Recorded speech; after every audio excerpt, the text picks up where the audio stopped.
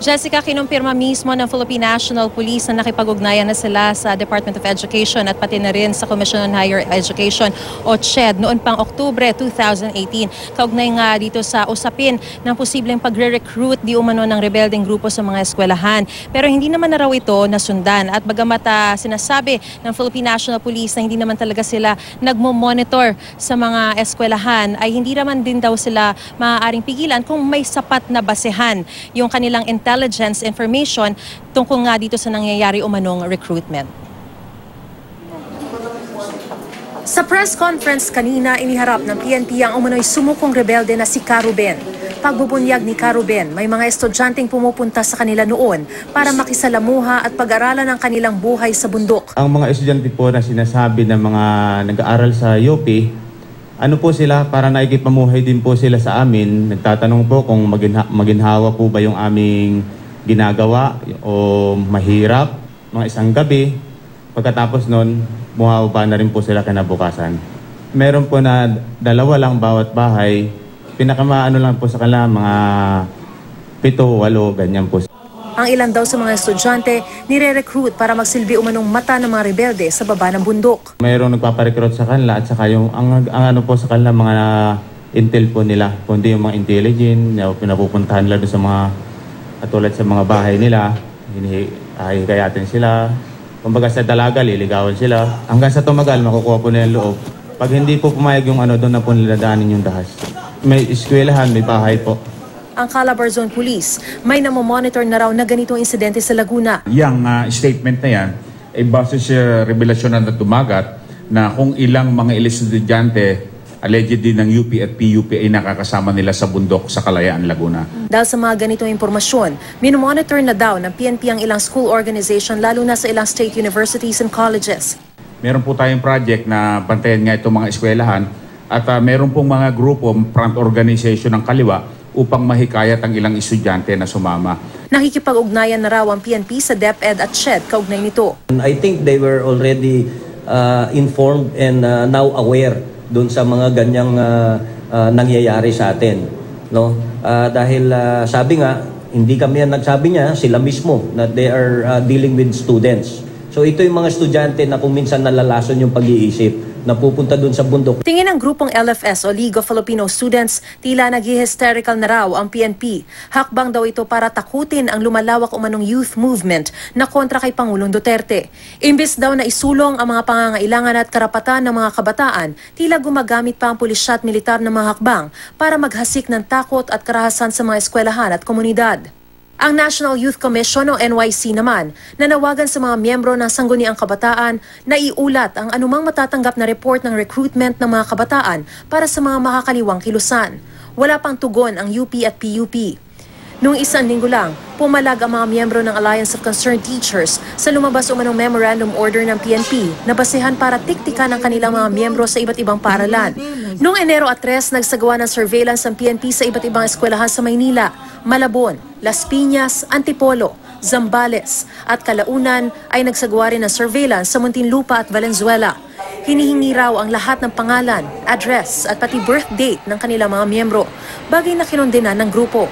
Paglilinaw ng PNP, wala silang ganitong utos.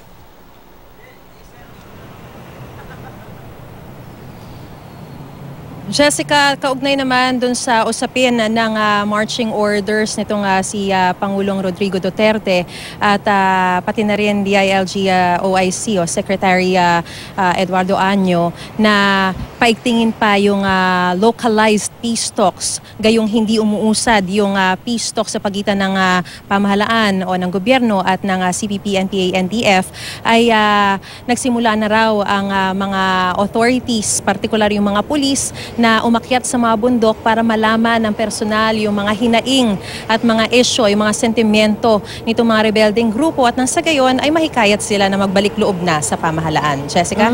Maris, given naman no, na bahagi ng trabaho ng Philippine National Police, kahit pa yung mga maliliit nilang mga istasyon and down to their very small units, lahat yan may intelligence operations eh. So trabaho talaga nila, given na trabaho nila at function nila, yung magsagawa ng intelligence operations para kung ano man yung malaking disturbance na apektado ang publiko, bago pa mangyari, alam na nila in advance. Kaya meron silang hindi natitigil na intelligence operations. So, itong bagay na ito na may mga minamanmanan silang mga student organizations, I think bahagi yan ng kanilang intelligence operations. Pero, having said that, there is a right way to go about this and there's a wrong way, yung shortcut at mabilisan. Ang right way, dapat in coordination yan sa mga school authorities, no? Meron silang coordination sa mga namamahala sa mga state university at hindi na lang basta-basta sila nagmamanman ng kung sino-sino mga estudyante o mga teacher at kung may kailangan damputin, bigla na lang nilang dinadampot. Yun ang alam kong hindi naaayon sa tamang proseso. Mariz.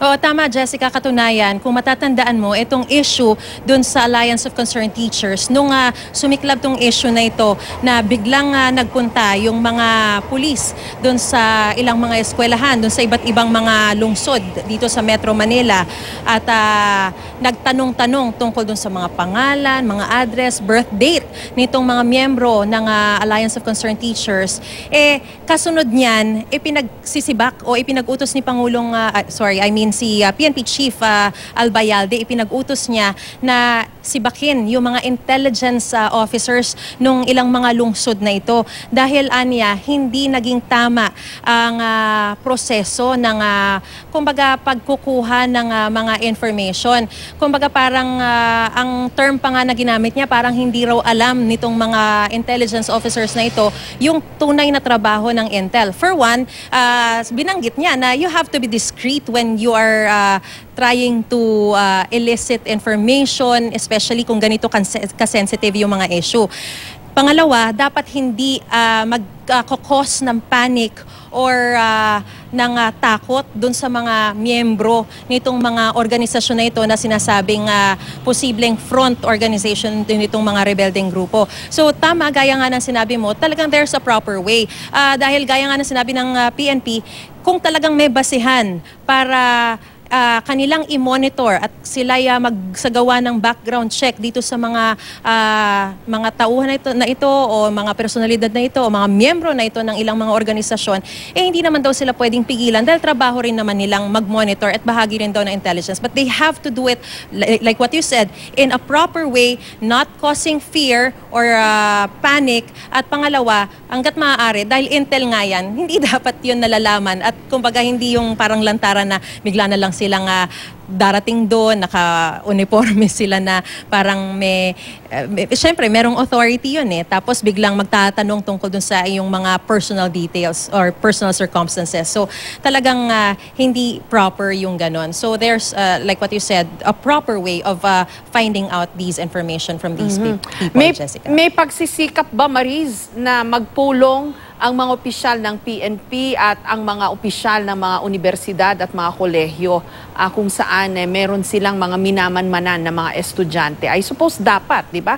May coordination, magkasundo sila na ito yung tamang process, hindi yung parang nagkakagulatan na lang.